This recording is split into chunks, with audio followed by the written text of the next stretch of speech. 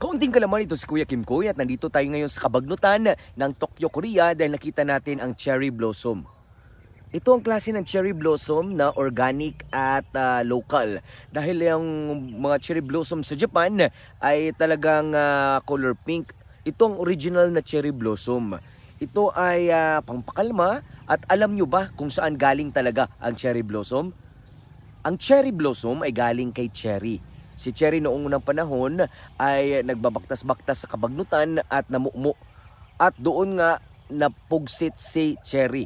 At noong dumating ang araw, nawagtang si cherry, may tumubo na bulak at nagblossom. Kaya yun si cherry blossom.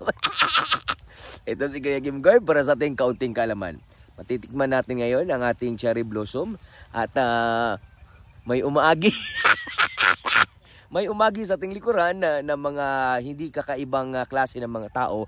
Yun po ang tinatawag nating extraterrestrial alien.